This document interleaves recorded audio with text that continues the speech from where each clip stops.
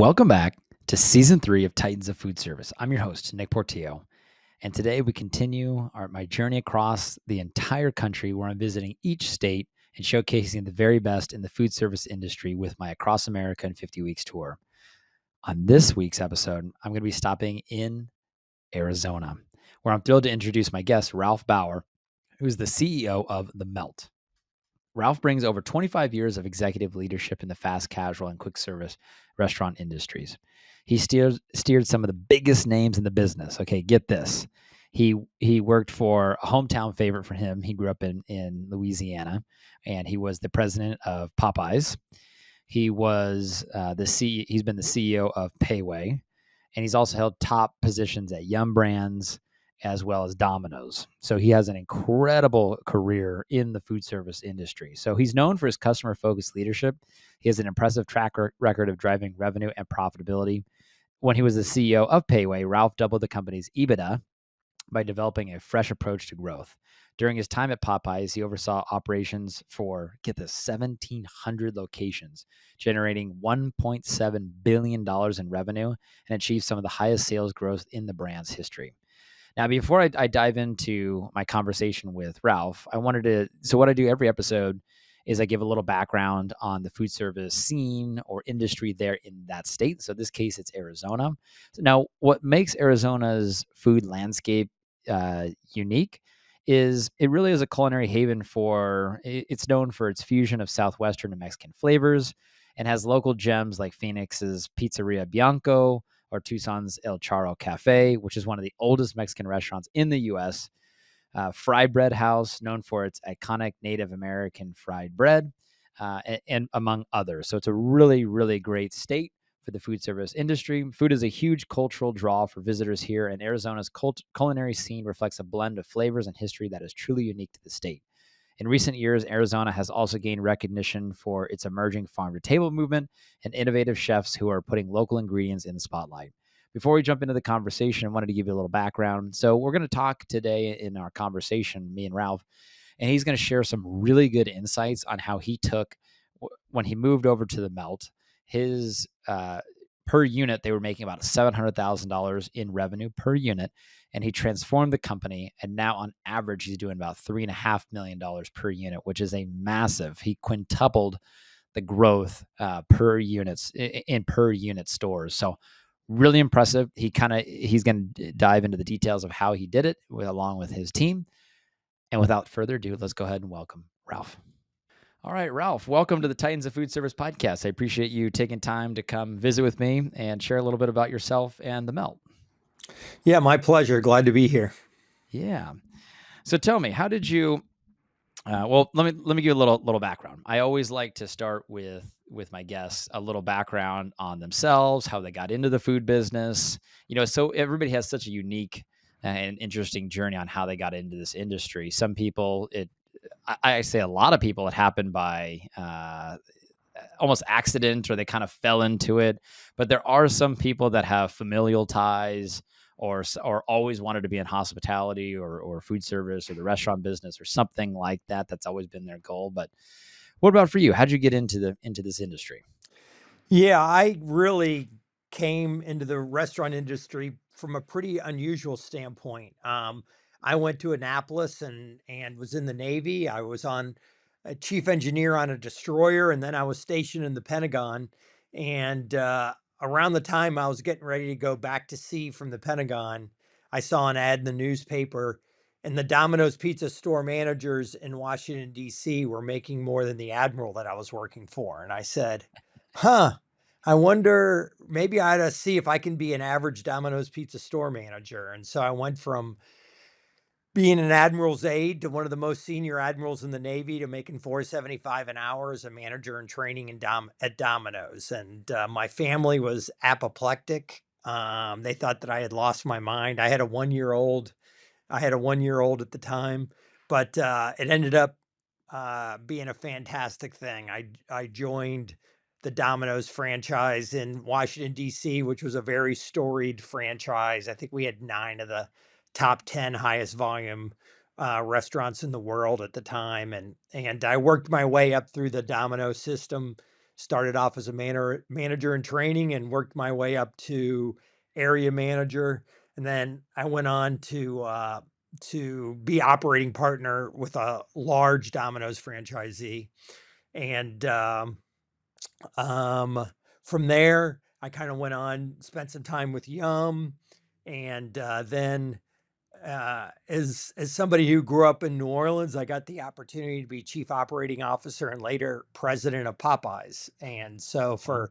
for somebody from New Orleans, Popeyes is the pinnacle of the restaurant business. So that was a fantastic, period in my career.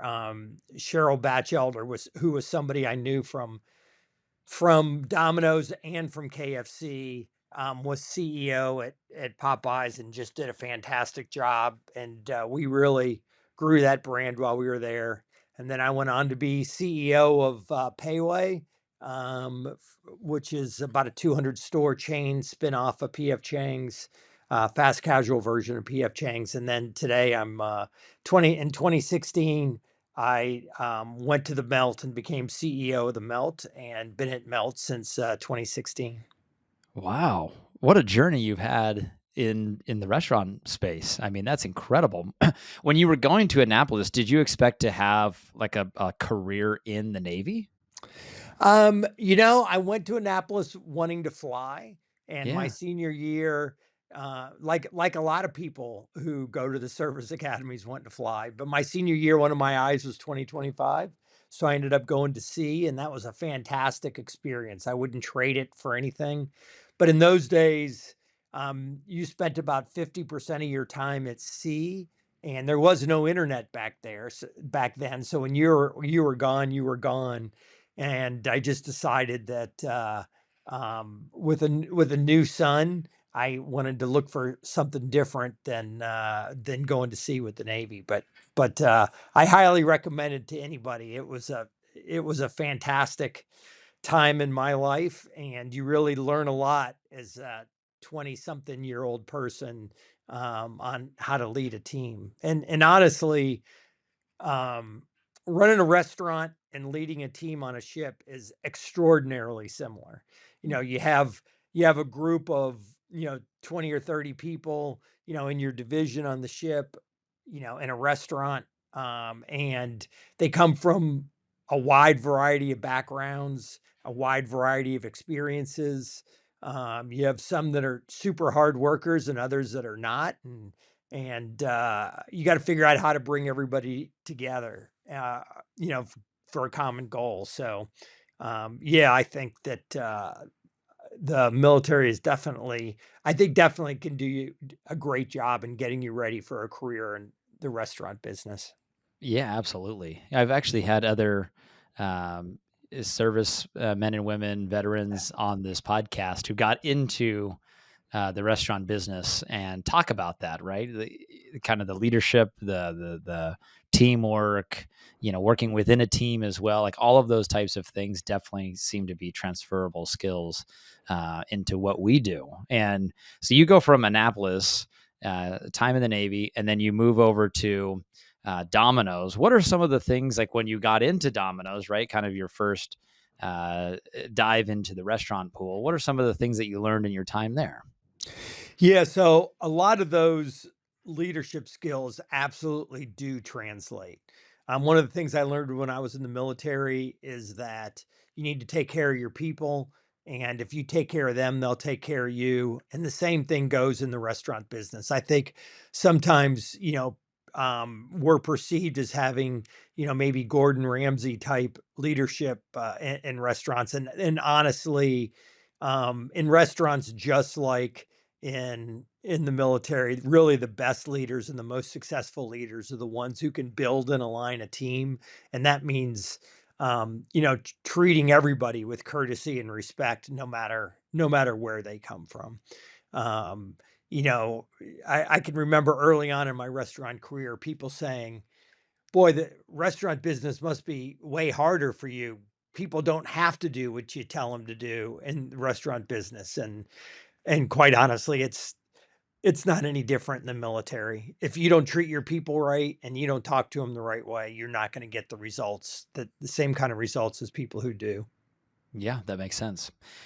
So during your time at Domino's, right? You jump in and you move. At one point, you're saying up to an area manager. You end up working for one of the largest franchisees of Domino's.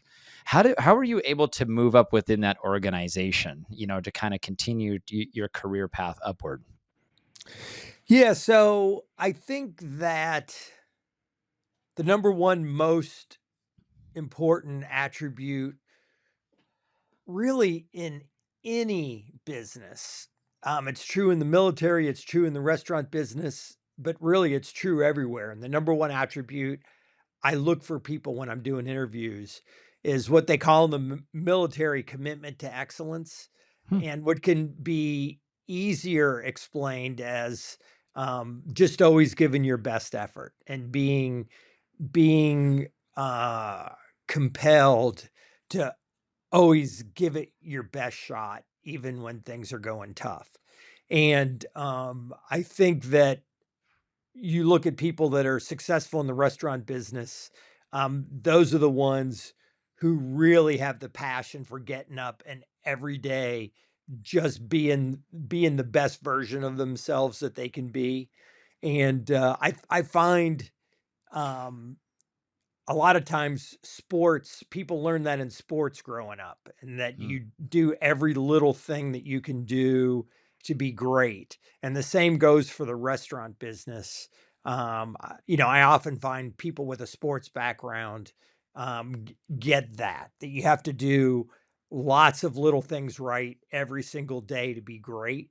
And I think that's the way it is in the restaurant business too. I mean, it melt we've had incredible success. When I came in 2016, our average unit volumes were about 700,000, and today they're 3.5 million. Wow. And people ask me, "How did you do that?" And the number one way, and this was true in the military, and it's been true every step in my career, is you listen to your people, and they're the ones that are on the ground, and if you listen to them, they have the solutions for any business problem you might have. When I came to Melt, I sent a letter to every customer in our database, and I asked them 2 questions. What do you hope I change, and what do you hope I don't change? And then I met with every manager in all of our restaurants. I had 3 round tables, and I asked them the same 2 questions. "Hey, I'm the new guy. What do you hope I change, and what do you hope I don't change?" And then we got about 1,100 responses back, and I Wow. put those in an Excel spreadsheet. And I did what my team members and my guests recommended that we do, and the rest has kind of been history. There's all kinds of examples in our melt uh, trajectory where I did things that I didn't really think were a good idea because my team recommended them, and they almost always turned out to be right, and I was wrong. A great example would be in 2018, my IT folks came to me and said, "Hey, we have these new people, Uber Eats and DoorDash, and we really want to think it's a good idea for us to start delivering food." And I said, "Look, there's no way I'm doing that. I'm not going to make any money at it. And I'm going to what I care about is serving great food, and I'm going to be serving old, cold food and not Mhm. making any money at it." And they said, "Well, we really think we got to do this." And I said, "Okay, I'll test it in a couple restaurants." And I tested it in a couple restaurants, and I was just using one partner at the time. I think it was probably DoorDash. And pretty quickly, I was doing about pretty much overnight about 5% of sales and delivery, and then it grew to 10%. And so pretty rapidly, I expanded that to all my restaurants, and pre-COVID, we went from 5% to 10% and 10% to between 15 and 20% going into COVID. But then when COVID hit, we had all of the processes in place, and so when everybody pivoted to third-party delivery, we were already there. Mhm. And so right away during COVID, our business went to about 80% third party. And since COVID, our sales have doubled, and a good portion of that is third party delivery. 46% of our sales today come from third party delivery. And if I had gone with my instincts, we would have never done it. And there's a lot of examples. I saw that at my time in Popeyes when, the same thing applies to franchisees. If you listen to your franchisees, they will tell you what you need to make your business better. And so I learned that in the Navy. I was fortunate to have great chief petty officers who knew a lot more than I did, and if I just if I just leaned into them, we'd be successful, and we were. I learned that, and I've learned that every step of my way in the restaurant business. That if you believe in your team, if you listen to what they have to say, they're usually going to be more right than you are. I have a couple of menus on our menu now. I remember strawberry lemonade. I had a store manager who really wanted to do strawberry lemonade, and she was one of my best store managers, and I thought it was ridiculous. I'm like, "Who cares about strawberry lemonade?" And today it's our number 1 selling item. Same manager said, "I think we need to deliver milkshakes." And I said, "Deliver milkshakes? That's ridiculous. Who's gonna get a milkshake for delivery?"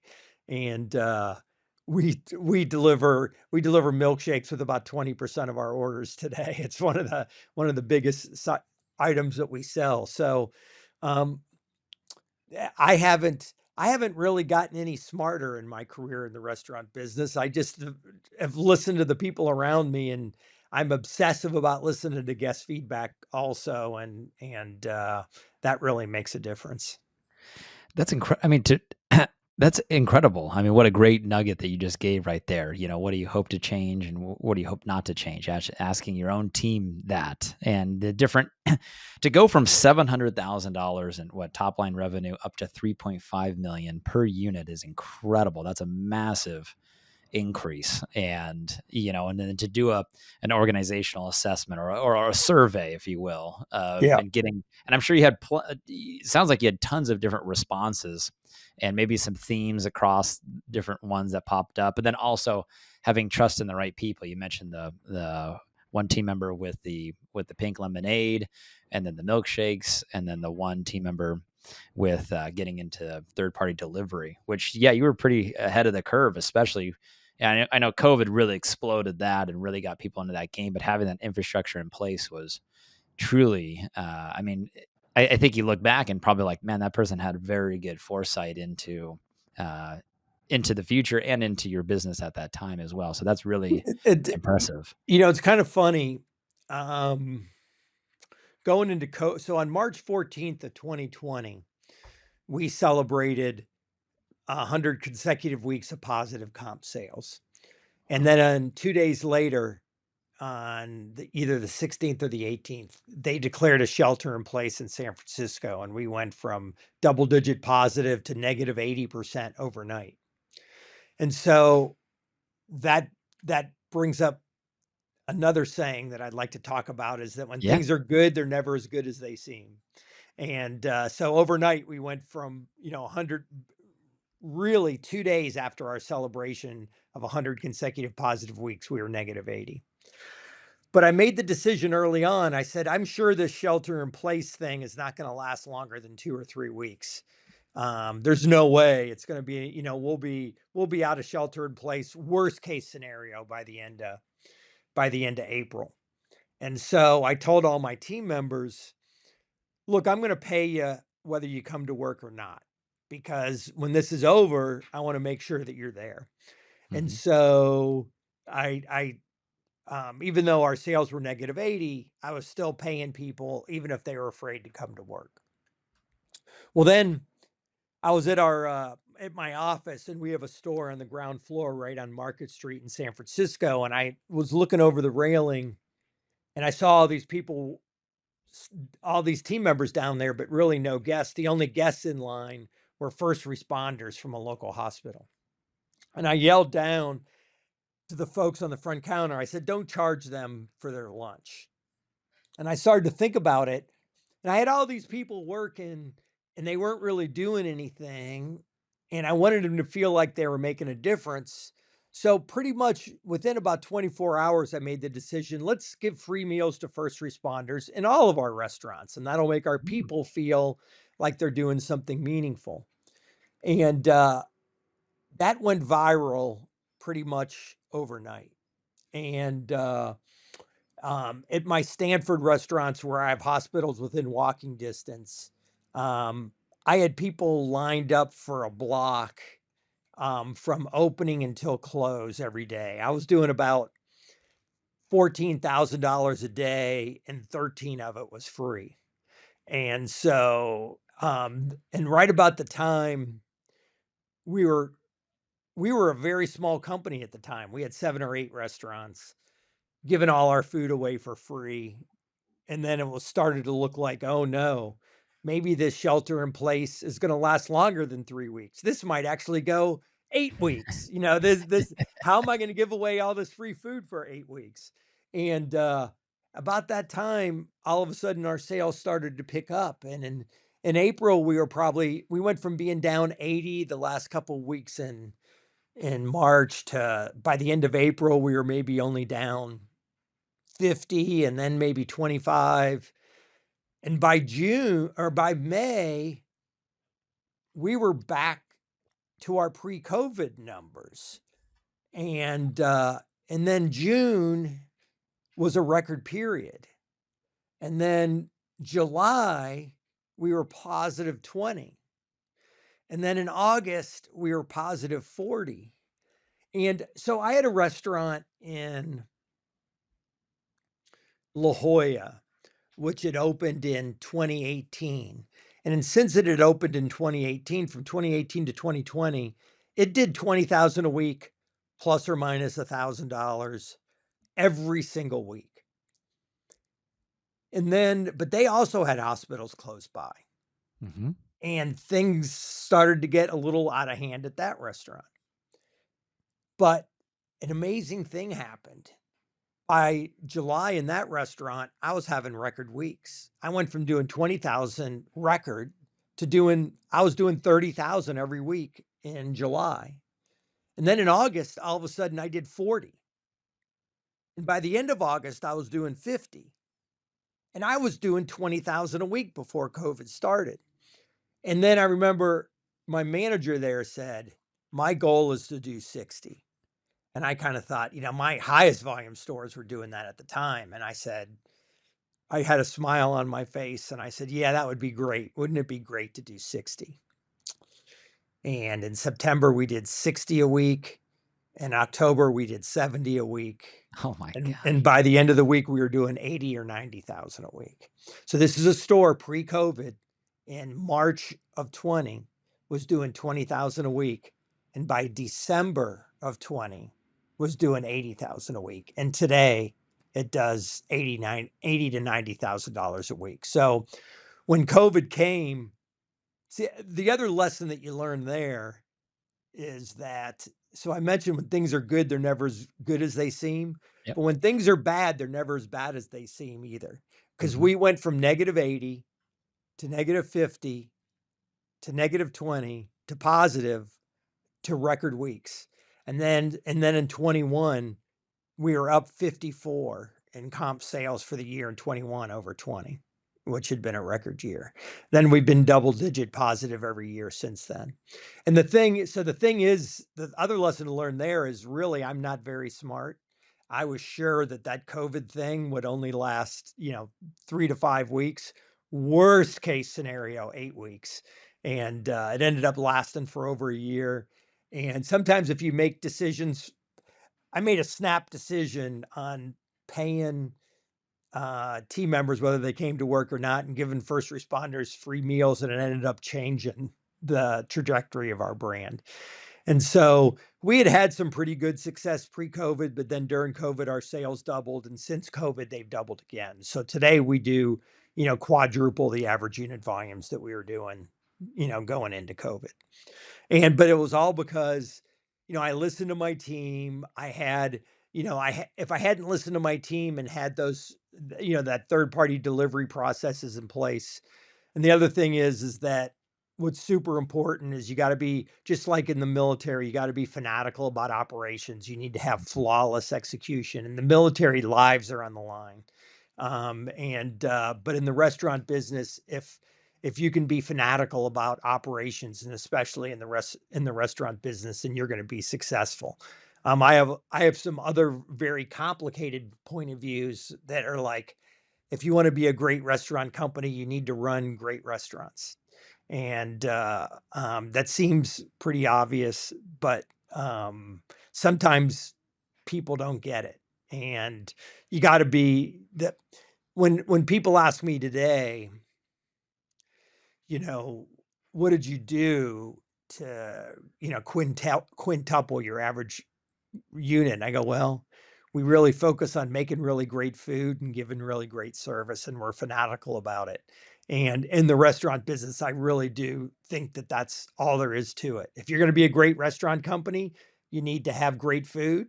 And if you're going to be a great restaurant company, you need to run great restaurants. If you do nothing else other than those two things, you're going to be successful.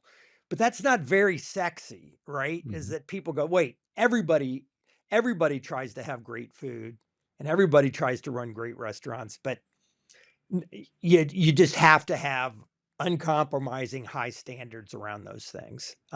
Despite the fact that I came from big companies, like, I had the western half of the country for KFC, and I had, the Yeah. whole country for Popeyes, and a couple thousand units. Um, we make if I see something today that I don't like, we will make a change by tomorrow, sometimes to a fault. But we're always trying to do what I call deliver an I love it here experience to every guest. And one of the other things that we did that was very, very powerful is I mentioned we got all that feedback from the guests and they told us what we needed to do, and we redesigned in August of 17. We relaunched the brand, and every single item on our menu was changed. And every every recipe, by taking the advice of what guests and team members had told us what Mhm. folks were looking for. And so people point to that as a point in time where we changed, and we did. The week we launched the new menu, overnight, our guest feedback on Yelp and Google went from the low threes, 3.1, 3.2, to 4.1, 4.2, literally overnight the week we launched the new menu. And we had to increase our prices by 30% in order to cover the extra food.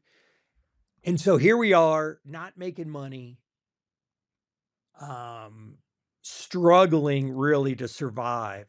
And we made the decision to change our menu and increase prices by 30%.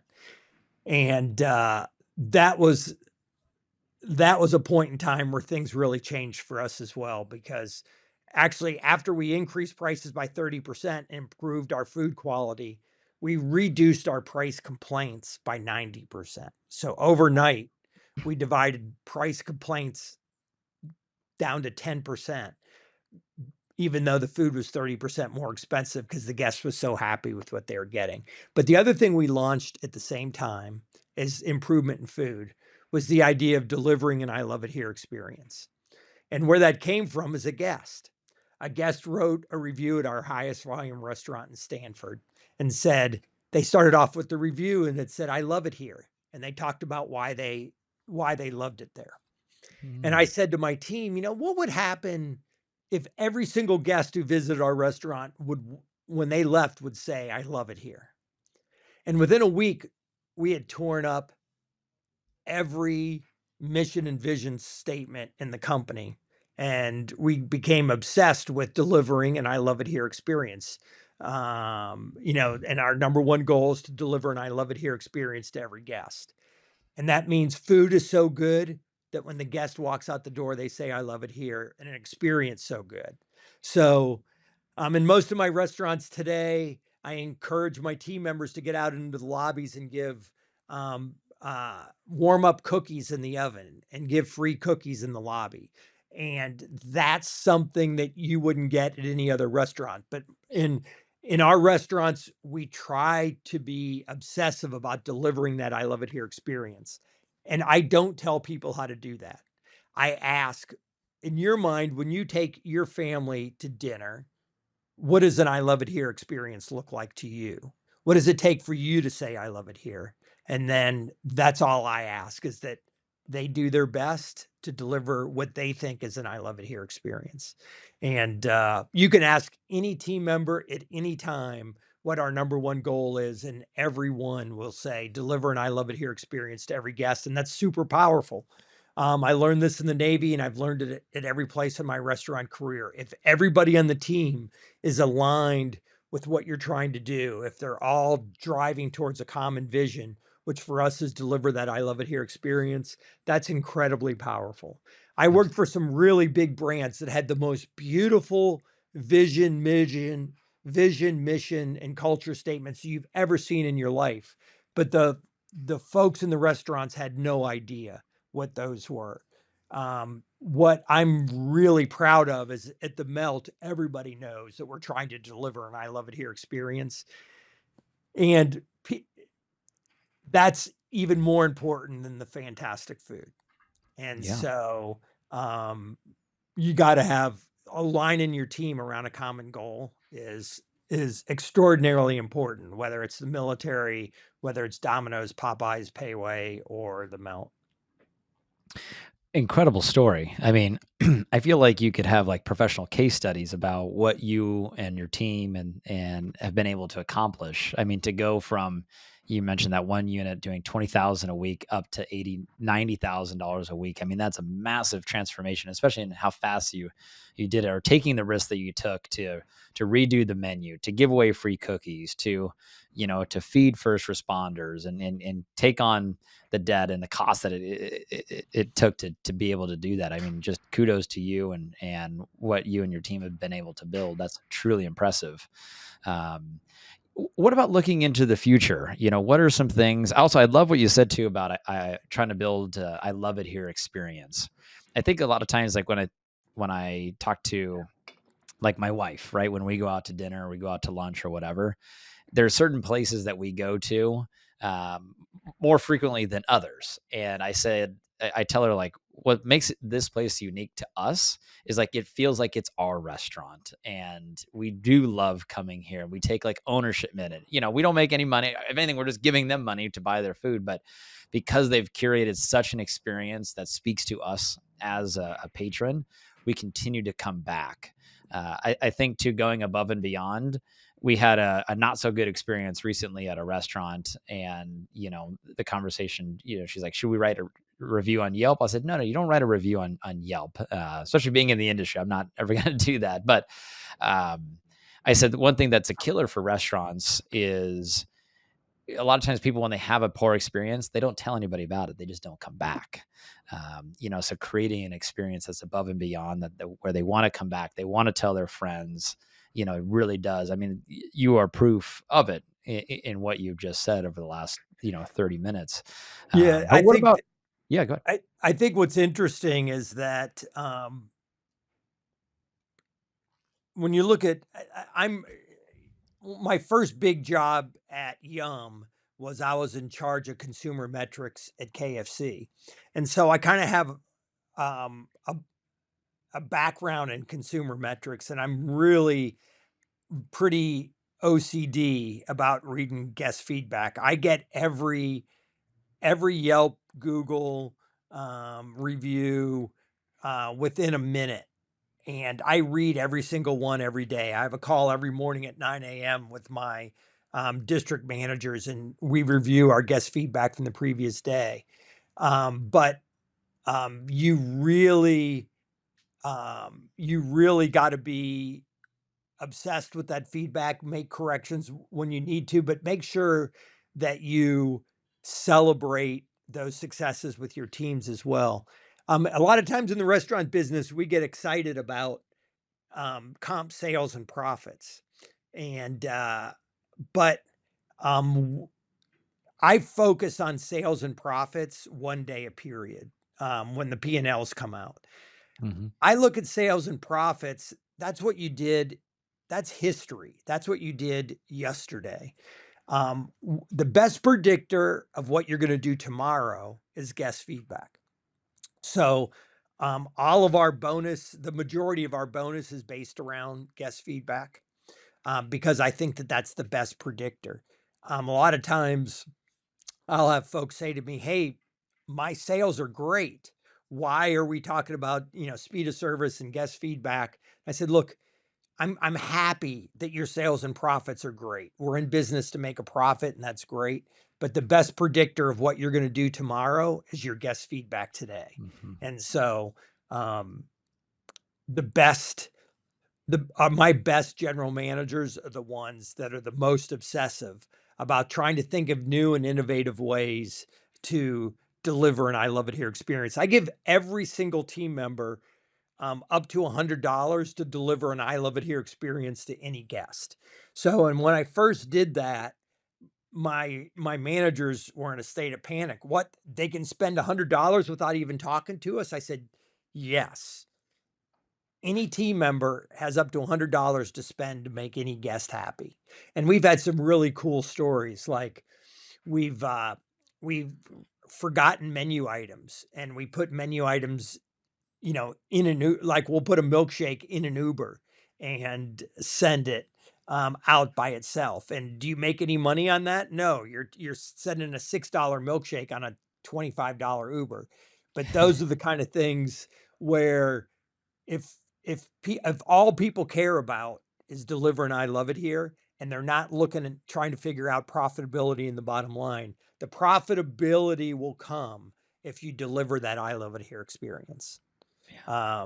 Yeah, Our margins are fantastic, but our margins are fantastic because we're obsessed with delivering I love it here. that's right. Yeah, you take care of the guests first, and then they take care of your business. What about looking into the future, for yourself there at the Melt? What is something that you want to accomplish that you've not yet accomplished? Yeah, I think that today we're a 15 restaurant brand and in only in the state of California. We'll open 2 restaurants in Arizona, in the next few months. Paradise Valley will Mhm. open in November, and then we'll open a restaurant in Tempe, in January or February. I'd like to grow our brand. I'd like to deliver, I love it here to, a lot more places in California and, now kind of expanding other places in the West. I'd really in the next 5 years, I'd like to get to 70 restaurants, and we have a plan to get there. I think that our number one challenge and the number one thing we talk about is how do we make sure that I love it here culture, is ingrained in these new restaurants Mhm. because, that's what's gonna determine our success. So you can't grow. We've all seen the lots of brands that are super successful when they have lots of more than or less than 20 restaurants, and then when they start growing, they lose that special something. And so, while I'd like to be at 70 restaurants in the next 5 years, we're only gonna grow as fast as I'm confident we can deliver I love it here. If we start growing faster than what we can deliver I love it here, then we won't be successful. So, Yeah. um, I'd love to build this brand. And if you told me 5 years ago that we'd have average unit volumes of 3.5 in a very scholarly way, I would have told you that that's just not possible, that our facilities can't do that much, our equipment can't do that much, our point of sale would never be able to do that much, that that's just not a reasonable expectation. And I've I was wrong about that too. Yeah. I remember, so my highest volume restaurant will do 6 million. this year. They just crossed the $5 million threshold. And 5 years ago, they hit 2 million. And today they're going to do 6. So if you believe in your team and you're focused on delivering, I love it here, you can do things that you might think are impossible. Yeah. Well, Ralph, this has been incredible. I mean, you left so many great nuggets and learnings. So thank you for sharing those, and really excited for what you and your team have and are continue to build, and just excited for you. And again, thank you so much for sharing and being very open about how you got here, with kind of the inputs and what it took, and all of those different things. Like, you were really open and shared. So I think, one, I say thank you, and those listening along, I'm sure, are very thankful as well. So thank you, Ralph. Yep, you're welcome. It's been fun.